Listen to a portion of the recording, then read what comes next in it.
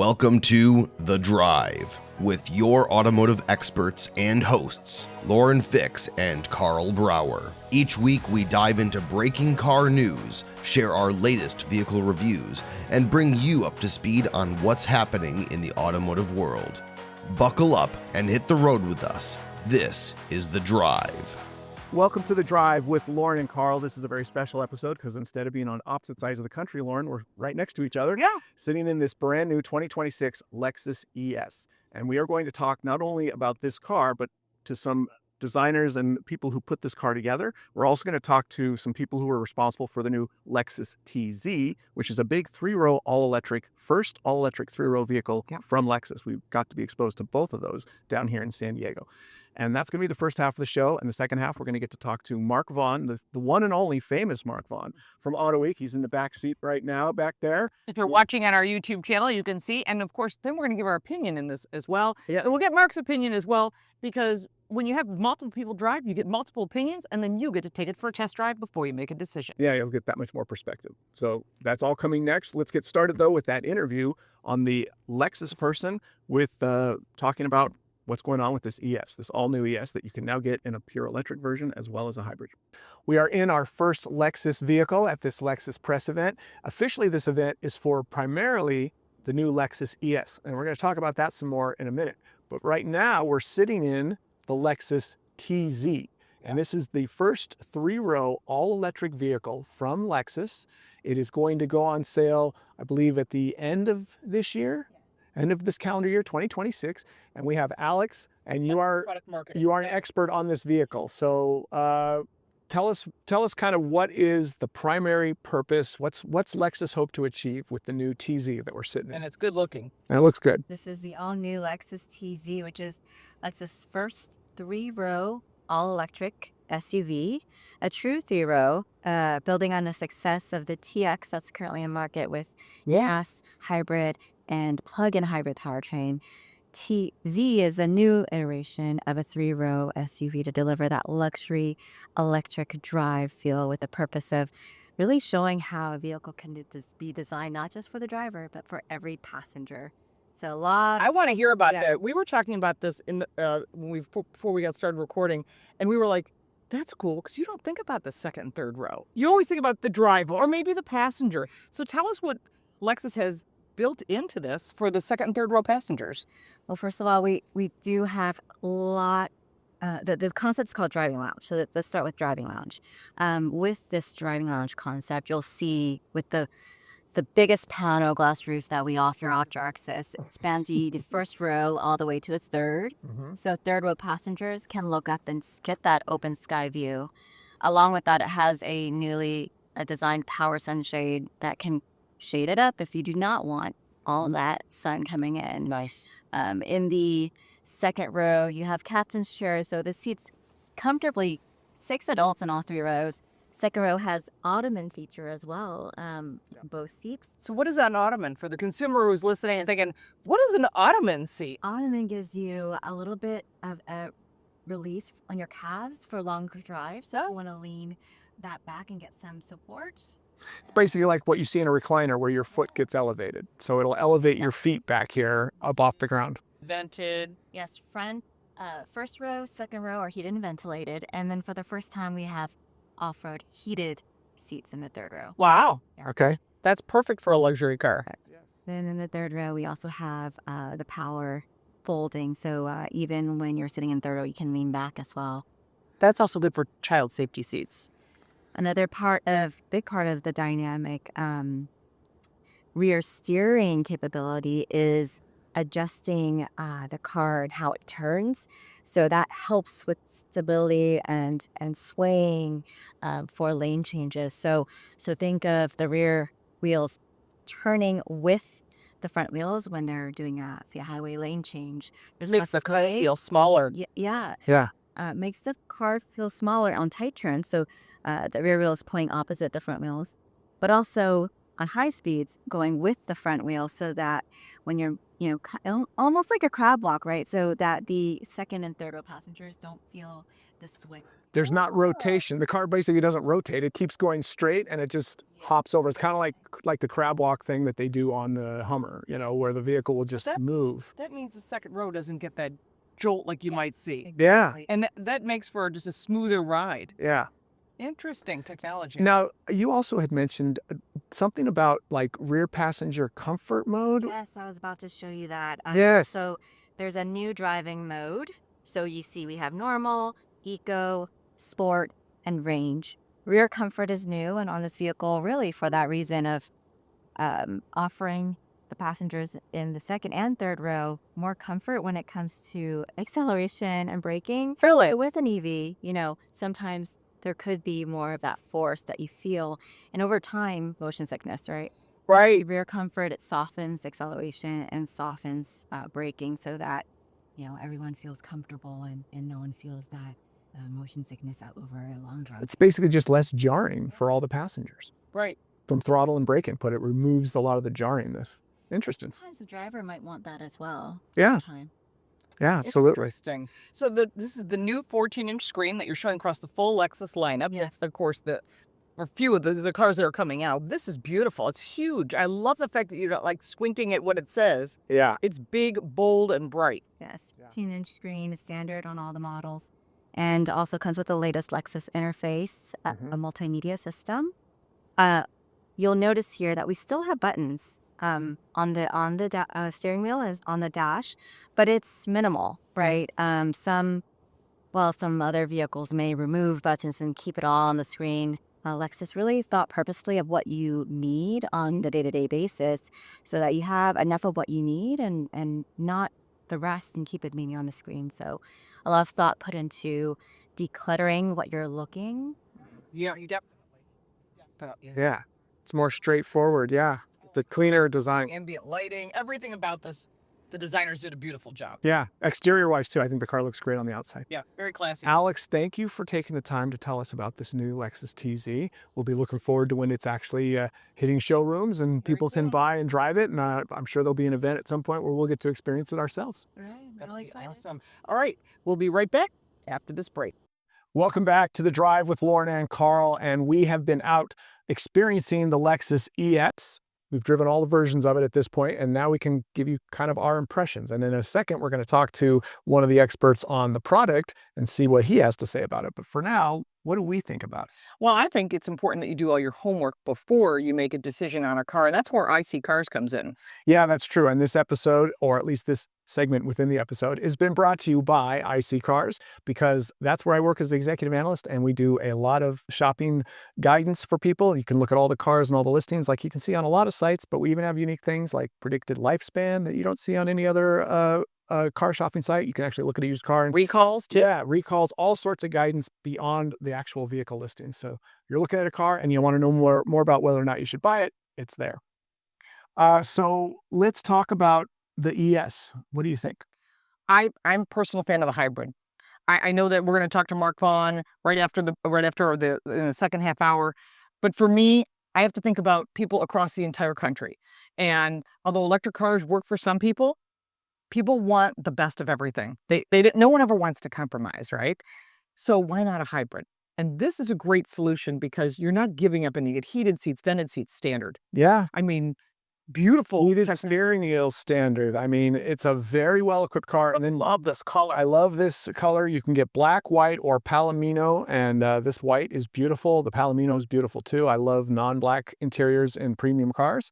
So, And if you want to see it, because I know we're talking about a color on the radio, go to the Drive Car Show on YouTube and you can see everything. And then, of course, you can see Carl's review at Karl Brauer Cars, and mine will be at Car Smarts. Both are on YouTube. yeah, so you can see all the features we're talking about on this car. But I agree with you, Lauren. To me, it's all about hybrid. And I think the electric vehicle is an important option to have. And I think it's great that Lexus was able to basically build this platform with all those engine drivetrains or, But it's powertrain. 80% is hybrid. They already know. Well, I think it's going to be more. they're saying 80-20, 80% will be hybrids, 20% will be electric. I'll be surprised if it's more than 15% electric that this car sells I would at. think as high as 90% I think hybrid. it's going to be 90% hybrid plus. In the entire country? And having driven all of them, again, as you agreed, I feel like the hybrid is the one. It drives well. You can put it in a sport mode. You get a nice throttle response and steering. And of course, it gets like 45 something. I mean, we're going to hear from Jake. He's going to give us the specifics, but I know it's around 45 miles per gallon. That's amazing. And it's bigger, it's longer, there's more legroom, it's got a better ride. Yeah.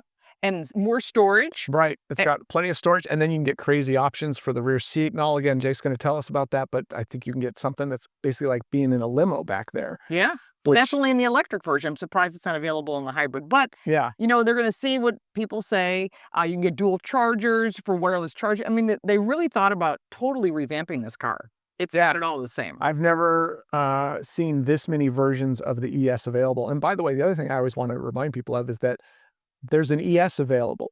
They've killed the LS. How many manufacturers have killed all their sedans? The fact, a lot of them. Yeah, I mean, we're down to how many sedans that you can even buy right now. But this one still exists, and it's been around since Lexus launched in 1989. So thankfully, for one of the first original models. Now, there's also competitors. There's the Acura, of course, and the Germans are always going to compete in the sedan market. Yeah, BMW, and of course, Audi and Mercedes-Benz. Yeah, and so I think it's important that you always take everything for a test drive. And of course, check with your insurance agent. Really important, because people think, oh, it's the cost of the car and my payment.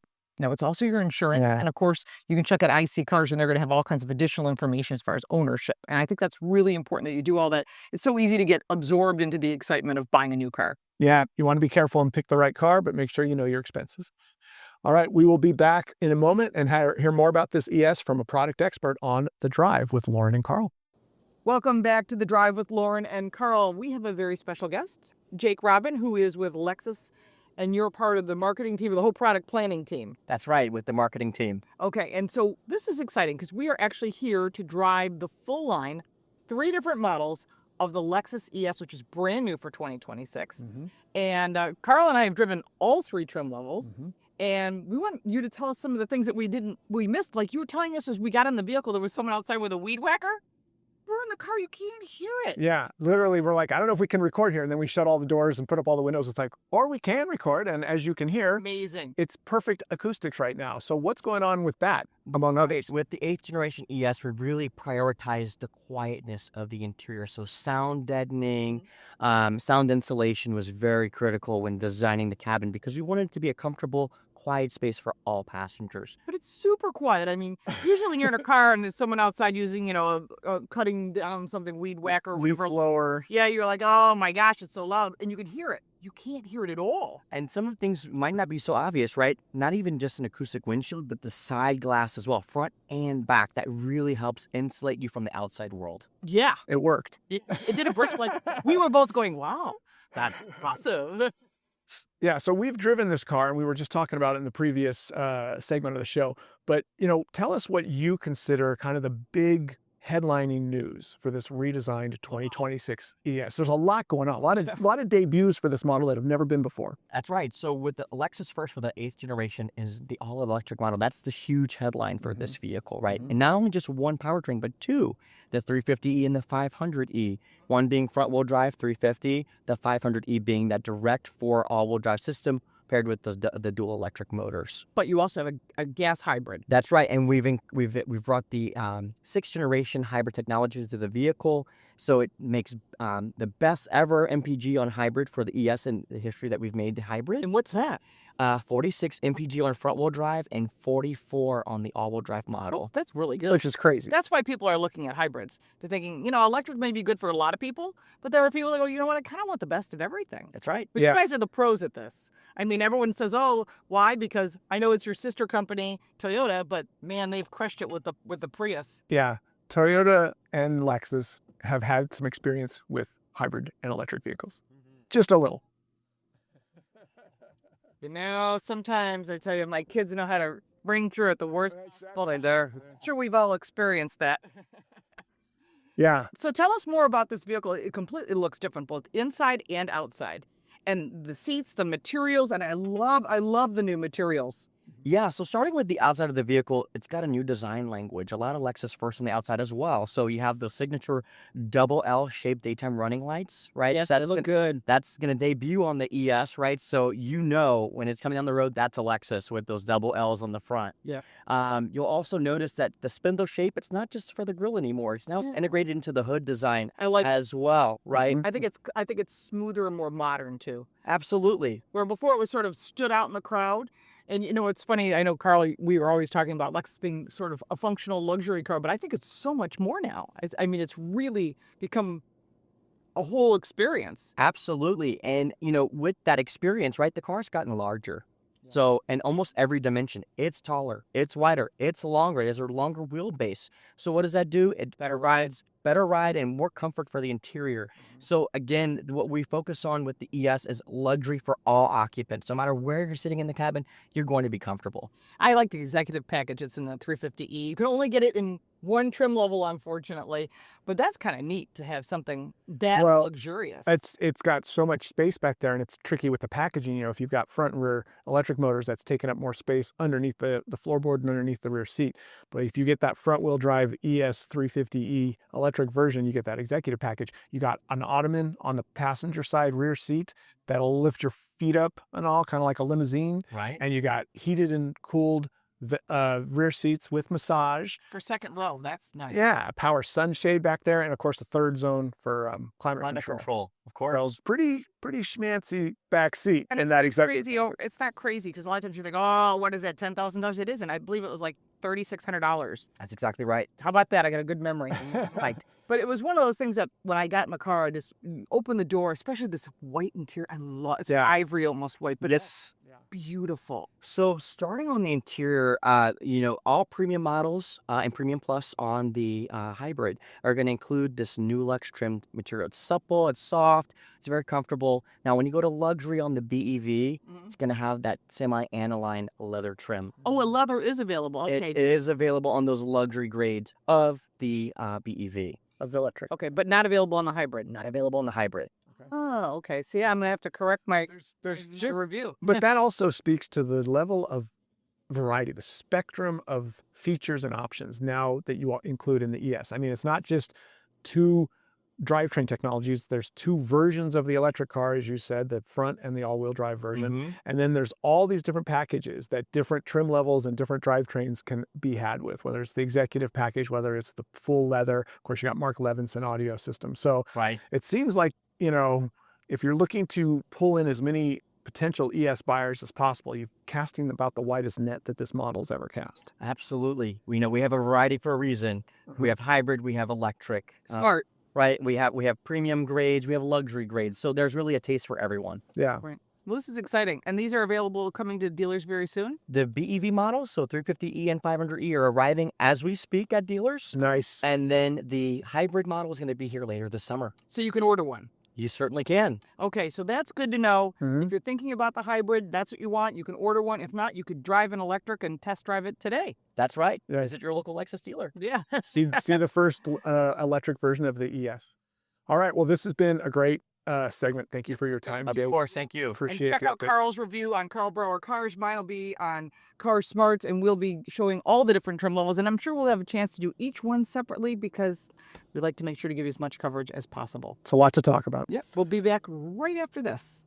Carl, you know what I see around here? A lot of classic cars. A lot of beautiful cars. Car capital of the world. Right, but how do you keep those cars maintained? People change their oil and everything. But one of the things I think people forget about is their brake lines and their fuel lines, because, I mean, you got to get the fuel from the gas tank to the engine on these beautiful cars. And then the brakes, that's a big safety feature. We're always talking about safety, but think about replacing those brake and fuel lines whether you have an older car, you've got a newer car, you're restoring a car. If there's a problem, you want to make sure to check out ClassicTube.com. They're pre-bent tubes made in stainless steel, so they'll never rust, never need to be replaced. Or you can get them in original steel. Just go to ClassicTube.com. Everything is made here in the USA. Actually, they're made in Buffalo, New York. If you need tubes and you got a car with a problem, you'll be glad you made the call. Welcome back to The Drive with Lauren and Carl. Karl Brauer here with our good friend Mark Vaughn from Autoweek, but you also have a radio show. I do, and thank God for Karl Brauer, because we'd be nowhere without him. He is on the show. If you're in the LA area or anywhere around the world, KPFK autoweek.org. Look for The Car Show, Saturdays from 1 to 2. Does that sound too much like an endorsement? It sounds like you've said that at least once or twice before now.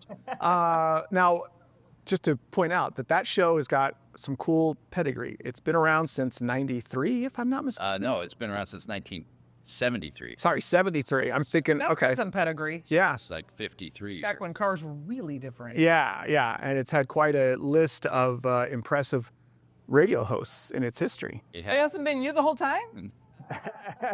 73, I was 13 or so. Anyway, but yeah. Don't do the math. So yeah, that's a fun show. I get to do that with you and Michelle Spencer every week, and I really enjoy that. We have a lot of fun. And now we've got you on this show, so that's cool. We get to have you on our The Drive with Lauren and Karl. But speaking of impressive pedigrees, let's hear yours, Mark. I want to hear what it is. What is it that makes Mark Vaughn tick? Let's hear. Ooh, that could be a long conversation. It's the press lunches, like the one we just had, Yeah. that keep me going. Those make you tick? I thought they made you do something. Anyways, keep going. No, I was. I started out in auto journalism in Germany. I had I edited a car magazine in Germany called Auto. Really? They get creative over there, yeah. They do a lot. And from there, I interviewed at the Frankfurt Auto Show in 1989 with Leon Mandel.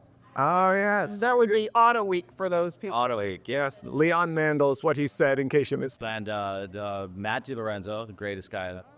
And that was 1989. I've been working at Autoweek since, so that's 37 years. Really? The same outlet. That's unusual in this business. It's I'm a freak of nature, a complete. Yeah, it's just nobody does. He couldn't get anyone else to give him a chance. He had to stick there the whole time. Plateau, and I just stayed on. It was a nice plateau. Still is a nice plateau. Yeah, you got to be, for most of that, didn't you live in Detroit for part of that, but most of the time you In 3 years, 3 winters.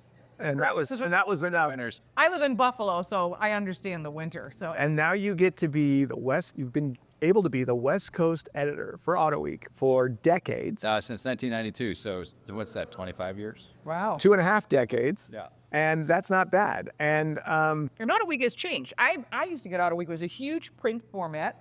And then it went to normal magazine size. And now you're completely online, so Autoweek still is around. Completely online. Still around. Yeah, it's at autoweek.com. Autoweek.com. Check it out. Click on my articles. Mark Vaughn, that's Yeah. all your name too? No. Yes, it's yeah. So it has changed a lot. When I started, there was no internet. I don't know. You guys are young. You don't remember. I thought there was always an internet. That would be my kids. There Yeah. was no internet, so we would just every week on Sunday night when the races were all done, we would you'd have to spend the night. You'd go in Sunday night, and the stories would come in. So you worked all Sunday night? Yeah, and then when the pictures would come in, they would fly photos from the races to this lab in Literally fly right? Yeah, there were no digital photos, and then they would actually paste it up, and we'd have all the boards, and you'd proofread all the boards, and then Monday morning it would finally go out to the printer, and you could sleep for a little bit. It was, So how long did that What kind of process? I mean, thinking about how newspapers are done then versus now, how long did it take to put Autoweek together? well, that you did the rest of the magazine during the week, so Monday through Friday, and then I guess Saturday you'd be at some race. as that race coverage was a last-minute cram every weekend. What a way. Think about that, Lauren. Every weekend, Sunday night, you have to do your hardest work on a Sunday night. That's brutal. Yeah, That's brutal because Monday is a sleep day. I couldn't possibly. I was incoherent. I was just trying to think of a clever headline at 3 a.m. I'm like, And there wasn't like Google and all that stuff. Well, so it was, and, you had to be and of very- course, then they had to be like, you had to get all that done, and then they had to be like packaged in the printer, and then they had to be like shipped and all. It's not like when you were done with the story, it was live. It still had a bit of process. had to get printed at the printer, staple bound or whatever it was, and shipped off. People would get it. Some people would get it Tuesday. Most people got it Wednesday. But at the I time, remember getting it in the mail. yeah, That was a long time ago. That was rapid turnaround, though. To get some more mail. Yeah, to be getting race news at that level of detail 3 days after the race had occurred was timely back then. And it still has, I think, the best racing coverage anywhere because you've got Formula One, Indy cars, NHRA, Trans Am. Am. There you go, the Fix family racer. Yeah, she knows that one. Yeah, I do know. I learned how to spell Fix. It's 2 X's. I No, it's 1X. made a lot of typos. So sorry. You wouldn't be the first. You wouldn't be the first. No, simple. Anyway. My husband is a simple last name. So anyway, yeah, there was a lot of race, and we still cover all the racing, and I think I don't know who else does that much that broad and in depth for each of those series. Not many. A lot of them specialize in certain areas, sports car or drag racing or whatever, drift or whatever. Yeah, but here you get it all in one location. Exactly. And I you like still it. cover racing? Sometimes, yeah. I cover everything. So sometimes racing pops up. Mert Lawwill passed away just recently, a few days ago, probably. Wow. And he was a 1969 AMA motorcycle champion, and also on any Sunday. So that was, Wow. racing, sort of. I know, and you've hung out with a lot of icons, pillars of the community and all. Alex Alex Exidius. Oh, hot rod I here. hear him back. Yeah, Butchers, he but passed that a last name. couple of years ago at Yeah. 102. Great. Yeah. Wow. Another, and then like Wally Parks, weren't you around them? Parks was such a good guy. I mean, he was good to everybody in the press because he knew he wanted good press. Right. But I think he was generally a good guy. He was like 6'7" or something. He was Wow. a really neat guy. And then when I was over in Europe, you get to ask Ayrton Senna a question. Well, what did he change on this? So you've spoken in person to Senna. Yeah. That's my granddaughter's name. Really? We named my daughter Shelby named her daughter Senna. Shelby and Yeah. Senna. And her son's name is Enzo. So Because they're not a car family. No, not at all. That's impressive. That'll give you an idea how bad we are. We have, My kids are named Eddie and Tommy. And it wasn't Eddie Cheever, sorry. Yeah. It was true. So you drove the Lexus ES today. We've talked about it with some of the internal people. What's your opinion? My favorite, there are 3 flavors of that. And my favorite was the multi-engine electric version, the 500E. Really? Now, I say that not having to pay for it, because that's also the most expensive. Of course. The other ones, I own 2 electric cars, so I'm something of an electric car slappy. I like them. Once you get out of an electric, once I get out of an electric car and go into an internal combustion, even a hybrid, you hear the engine going, and you think, And I'm a gas. I don't want anything electric. well, you're big block gas. You want the bigger the I want powering. I want power. I don't care how you get and it. hear the firing order. Yeah. They're going through there. And feel it. I appreciate those too, but I don't. I think I have a little thing for electric cars. I don't know what it is. Well, I think you have a little electric car. Okay, you have 2. The Mitsubishi IMEV, remember that? Yeah, nobody bought that. great. I was the one who bought that.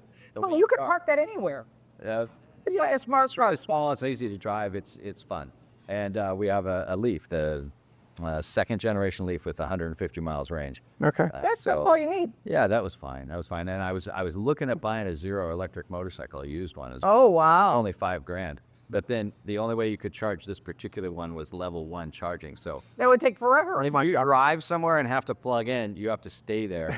You have to basically meet a girl, settle down, and raise up past the youngins because it's got to take Before you come home again. for the thing to charge. So Yeah. That's funny. That's a long time. it was a long time. But Well, so there's the hybrid version of the ES, but you're a bigger fan of the electric one, you said? yeah, and not just the single. Is it a single motor or two? The all-wheel drive is 2 motors, and then 2 motors 5 in the front. Right. Right. That's the all-wheel drive, and then of course you got the 350, which is a little less power, but they're both pretty powerful. Yeah. I think the 500 is plenty of power. I mean, we're talking about the Lexus ES, which is not a heartthrob vehicle. It's not a lot of passion. Right.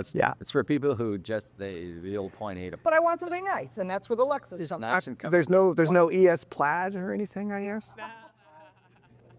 You could customize the seats. There you go.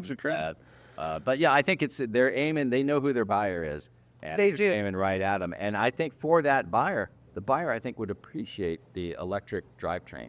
Yeah. Now, if you have to drive to Vegas all the time, no. No, that's not going to work. Then the hybrid was made the most sense. But it does have the NACS charger, Yeah. North American Charging System or For something. Tesla, yes.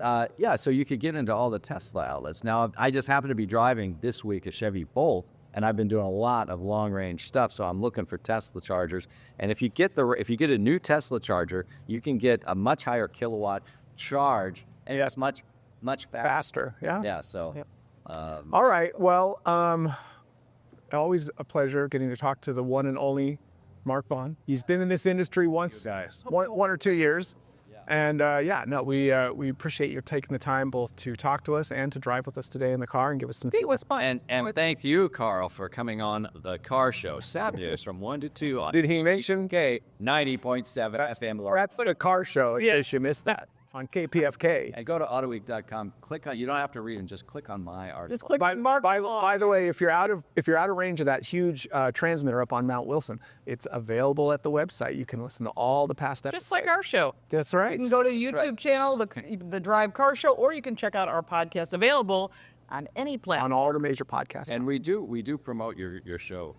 Carl's IC Cars. IC Cars, it's all across. Did we mention IC Cars is also a great website to go to when you're researching your next car purchase. Very true. I'm glad we were able to get all that. That's right. That was important. On it now. All right.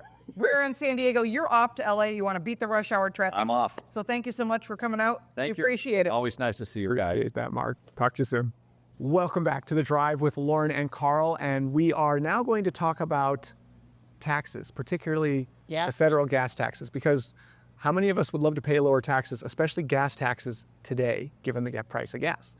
But you know what? This segment is brought to us by Karl Brauer Cars. It's your channel. That's right. Before we get into gas taxes, we're going to talk about something much more pleasant, which is Karl Brauer Cars, which is where I post all my videos. I post 2 or 3 a week, and you can see everything from Lamborghinis to Chevrolet Bolts, which I drove recently, trying to beat that gas tax. Yep. Speaking of gas taxes, so everyone thinks that the president could just sign a piece of paper and federal gas taxes are over with. I think if that happened, every president would do it just prior to the election for re-election. Right. But they can't. But they haven't done that for some reason. They can't because it requires an act of Congress, which means both houses have to pass it. And typically, even if you're in control of both houses, they don't want to do that because the money intake is $36 billion. That's a lot of money. Wait, you're saying the government doesn't like to stop taking money in? No, they don't. I thought they were really good about making sure, you know what, we don't need this anymore, guys. We're going to just stop taxing you and give it back. It was originally designed to build out the roads and bridges. Right. And so if you were taking in $36 billion a year, you could make beautiful roads and bridges. Have you driven in your area? I live in New York State. It's horrible. Michigan is horrible. We're driving around San Diego here, and they don't even have the excuse of like temperature extremes like they do back east and all. And the roads are terrible around here right now. Yeah.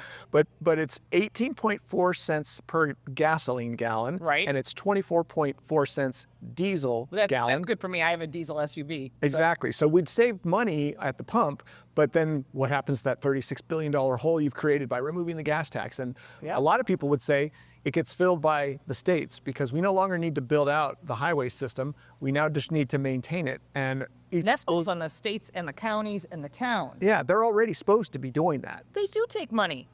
I live in New York State. You live in California. Those are really high. There's a tiny amount of gas tax in California, just a teeny. Yeah, Why right. not? Isn't it the highest in the country? So why am I paying both a gas tax from California and a gas tax federally? Why am I doing that? Oh, because of the perfect roads that we have. Yeah, and Josh Hawley, who I'm confused. who is in Congress, has said he wants to remove it completely. He's got other people on board that are saying, you know what, why do we even have this? Because no one looks at it. Yeah. And so if this is the case, this might be the answer for us to remove it, lower the price of gas, but it's not going to make it below $4 a gallon. Right now, of course, it's going to oscillate with trends that happens in the Middle East, and we're not covering that. You can find that all over the internet. But what we are telling you is if you can talk to your elected officials and say, we want this to go away, you're already charging us county, state, local. Yeah. It's time. We don't need federal too. Yeah, I think it would make a huge difference. I think so. And for consumers, it makes a difference on a daily basis. So what would you do with that extra money? You'd buy a car, you would buy food, you would buy clothes, you would spend it. Hopefully it would flow back into the economy. Not that the taxes aren't being spent perfectly efficiently and logically by the government. But. All right, we will be back again with more on The Drive with Lauren and Karl. Welcome back to The Drive with Lauren and Karl. This segment's brought to you by Car Coach Reports. That's my news channel. You can check out all the information, including what we're going to talk about in just a second, kill switches. But we talk about gas prices and a lot of things you won't get information anywhere else. Check out Car Coach Reports, and all my car reviews are on Car Smarts. And of course, you can check out The Drive at The Drive Car Show on YouTube. If you missed any of this, we got a lot of good stuff in this episode, Karl. Yeah, no, there's a lot of good coverage, ES stuff, talking to industry icons like Mark Vaughn, who's been at the same place for 30 plus years. Yeah. But now we're talking about something that's a little scary, and that's kill switches in cars. A lot of news on We've that. talked about this before, but it won't go away, and that's the problem, is that we want it to go away. A lot of people want it to go away. And as you said, they kind of snuck it in, and now everyone's mad that it's already in there. Right, that's Section 24220, the infrastructure bill from 2021, passed under President Biden's administration. It was signed, sealed, and delivered. It's $450 million is going to National Highway Traffic Safety and to some NGOs, which always concerns me. It's like, why do you need $450 million when the car manufacturers are responsible for coming up with this technology that tracks your eyes, smells what's in the air, which means that's kind of weird because if you're helping someone take them home and they're under influence, then it would pick that up. Even though you've got a designated driver who's not drunk. So right there, that could be a problem. Right, and then fingerprint technology, which doesn't exist. So a lot of this technology doesn't exist. They were supposed to put it in for 2026 models. Now they're saying 2027 for sure. It's like, how do you put something in? And car manufacturers are they're scrambling because they know it's a mandate. But I want to know where that money's going. I always say follow the money. Well, exactly. Who lobbied for this? Who lobbied to get this kill switch in? Mothers Against Drunk Driving did. Well, and they have a good case. I mean, we don't want anyone under the influence.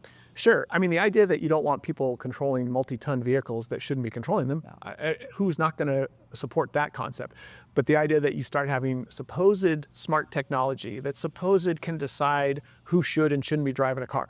And I keep telling you, Lauren, like I keep picturing a situation where there's an individual who is escaping a scary situation. Something happens to somebody and they are trying to get away from that situation. They're panicked, their heart rate's racing. Maybe they even got injured during this situation that they're trying to escape from. They're limping or something and all the camera sees from the car that's supposed to assess whether you're fit to drive is someone's heart rate, their mind, their sense of mind and their sense of body seems all off according to all our sensors. You're in no position to drive. And this person is racing away and trying to get in their car and escape from the person who got them that way. Right. So you start filling in all the blanks. But I think there's a million scenarios. I think I'm painting the sketch here. You can fill in the blanks of a situation where there's an individual trying to get away from a bad situation and the car's deciding they're not fit to drive. So not good. They post this in the Federal Registry and I promoted the heck out of it.